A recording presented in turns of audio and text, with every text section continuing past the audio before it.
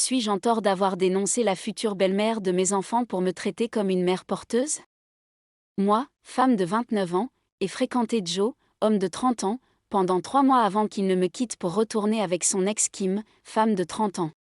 Juste après notre rupture, j'ai découvert que j'étais enceinte et je suis maintenant à 24 semaines de grossesse. Je l'ai informé et il était fou de joie.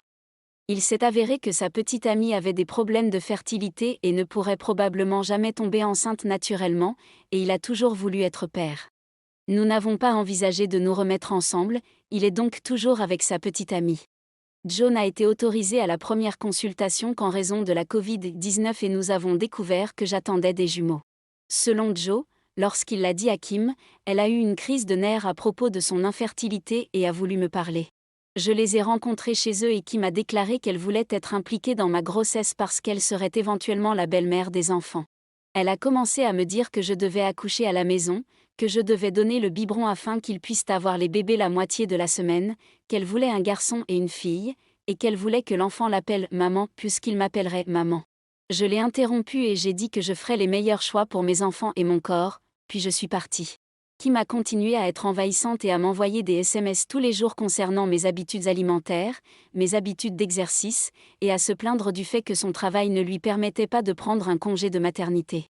Lors de la consultation virtuelle en génétique, elle y est allée à la place de Joe et a pris le contrôle de toute la réunion en parlant de l'histoire de sa famille, ce qui n'était pas pertinent. Lorsque le moment est venu pour mon échographie de la 20e semaine, on m'a permis d'inviter une personne et Joe a suggéré que j'invite Kim à sa place, ce que j'ai refusé de faire. Joe a fini par venir et a découvert le sexe des bébés parce que je voulais que ce soit une surprise pour moi afin que nous puissions organiser une fête de révélation du sexe. J'ai publié une annonce de grossesse sur mes réseaux sociaux, puis elle en a publié une en disant qu'ils attendaient des jumeaux de manière non traditionnelle et à quel point elle était bénie. J'étais irritée, mais je suis restée silencieuse. Ensuite, elle a organisé une fête de révélation du sexe et l'a publiée sur les réseaux sociaux. Je n'ai même pas été invitée. Elle a également annoncé qu'elle organisait une fête prénatale. J'ai commenté ses publications en lui disant d'arrêter de me traiter comme une mère porteuse, que les enfants n'étaient pas les siens, et que Joe n'avait aucun droit ni garde des enfants avant leur naissance. J'ai ensuite appelé Joe et lui ai réitéré tout cela, en précisant que je ne les verrais ni lui ni elle avant d'aller devant le tribunal de la famille, et que ma mère serait ma partenaire d'accouchement. Lui, Kim, certains de ses amis et de sa famille disent que je suis une idiote, et sa mère m'a même appelé pour insister pour que je lui donne un de mes bébés, comme dans le film À nous quatre. Donc, suis-je en tort?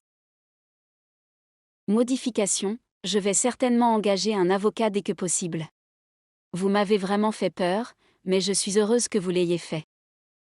Mise à jour, je n'avais jamais envisagé que cela aurait pu être fait intentionnellement. Nous utilisions des préservatifs parce que je ne tolère pas bien la contraception hormonale et je devais attendre d'obtenir un DIU non hormonal en raison d'autres problèmes médicaux. Le jeudi où j'ai publié ceci, je suis allée à la police et ils ont déclaré qu'ils ne pouvaient rien faire car aucun crime n'avait été commis. Dans mon état, les ordonnances de protection relèvent du droit pénal ou familial, j'ai donc pu en obtenir une contre Joe.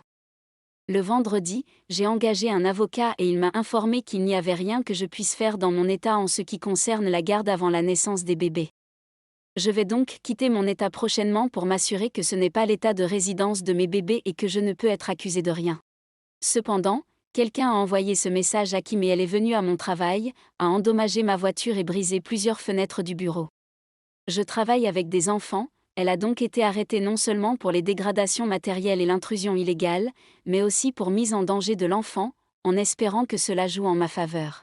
De plus, si Joe l'a fait intentionnellement, je ne pense pas que Kim était au courant, car elle me criait dessus en disant que je lui avais volé sa vie et que tout ce que j'avais aurait dû être à elle. Mise à jour, j'ai obtenu des ordonnances de protection contre Kim et Joe. J'ai quand même quitté l'État et Joe et qui m'ont recommencé à me harceler parce qu'il n'y a pas de juridiction légale lorsque vous quittez l'État, mais j'ai suffisamment de preuves pour pouvoir porter plainte dans mon État actuel également, et je vais demander une ordonnance restrictive ici.